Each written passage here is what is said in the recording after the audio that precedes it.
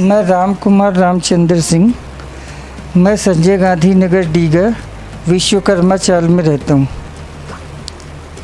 8 तारीख को मेरी तबीयत कुछ ज़्यादा ख़राब हो गई थी। उस समय मुझे चौगले साहब का फ़ोन आया था हालचाल पूछने के लिए, जैसा कि उनसे बात होती, तो उन्होंने मुझे सजेस्ट किया कि आप इंद्रावती हॉस्पिटल आ जाओ, और मैं तुरंत यहाँ से इंद्रावती हॉस्पिटल पहुँचे।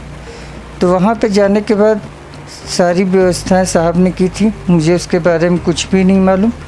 जब पता चला मुझे सुबह कि मेरे चारों ब्लॉकेज 95% 100% हो चुके हैं, तो फिर मेरे सामने एक ऑप्शन आया कि आपको एंजियोथेरेपी के ज़रिए बाईपास सर्जरी कराना होगा।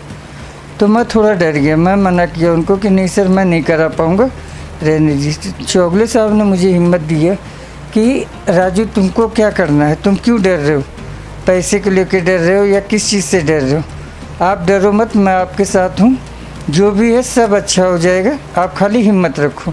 और उनकी बात सुनने के बाद मैंने हिम्मत करके मैं बोला ठीक है साहब, आप हमारे साथ हो तो कोई दिक्कत नहीं, जो करना है आप कर दीजिए।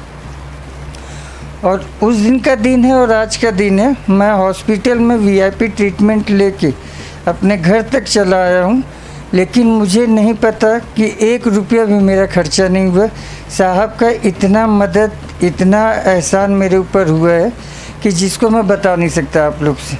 ये मैं कोई बड़ी बात नहीं कर रहा हूँ, जो उन्होंने बोला वो उन्होंने पूरा किया। किसी भी चीज़ के लिए उन्होंने मुझे आगे खड़ा नहीं किया, न मैंने 1 रुपया दिया है। इसमें मुझे बोलने में कोई शर्म नहीं है और कोई लाज नहीं, क्योंकि जिसने किया है उसने किया है, मैंने अपना कुछ भी नहीं किया। मुझे एक जीवन दान दिया उन्होंने, मेरे लिए वो भगवान तक के सामने गए। इतना बड़ा मेरे ऊपर उन्होंने एहसान किया कि मेरे अपने भी नहीं कर सकते इसके लिए। ये नया ज़िंदगी है मेरे लिए, उनका आभार मानने के लिए।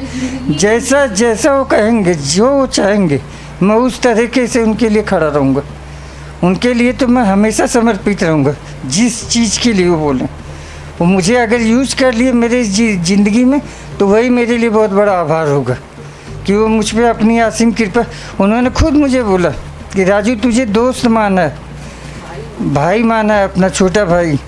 और मेरी कोई बड़ी मुलाकात नहीं उनसे, ये दूसरी मुलाकात थी। मैं वही नहीं समझ पा रहा हूँ कि जो आदमी दूसरी मुलाकात में इतना आदमी के ऊपर सब कुछ कर सकता है, उससे जुड़े हुए लोग तो कहाँ से कहाँ तक पहुँच जाते होंगे। लेकिन मैं चौगले साहब का बहुत आभार व्यक्त करता हूँ कि इसी तरह का हमको कोई चाहिए कि जो हमारे मुसीबत के समय हमेशा हमारे साथ खड़ा रहे। बस, और मैं तो कुछ बोल नहीं पाऊँगा, क्योंकि अगर किसी के भी बारे में बोलूँगा यही सबको लगेगा कि देखिए ये पैसा लिए होंगे या इनको मदद मिली है, तब ये बोला। नहीं, ऐसे कोई बात नहीं। उन्होंने मुझे पहले भी आश्वासन दिया था कि अगर कभी भी आप लोगों को किसी को ज़रूरत पड़ती है, इंद्रावती हॉस्पिटल आ जाइए, आपका 1 रुपया हम नहीं लगने देंगे। तो उन्होंने जो बोला, और एक समय ऐसा आ गया कि उसको पूरा करना पड़ा, और उन्होंने किया है। मुझे इस बात का बहुत खुशी है, और मैं तो मनाऊंगा कि ईश्वर करें कि जो वो चाहे उन्हें मिले, उनको मिलता रहे। जैसे वो सबको दिला रहे हैं, उसी तरह उनको भी भगवान देते रहे, बिना मांगे उनको मिलता रहे हर चीज़।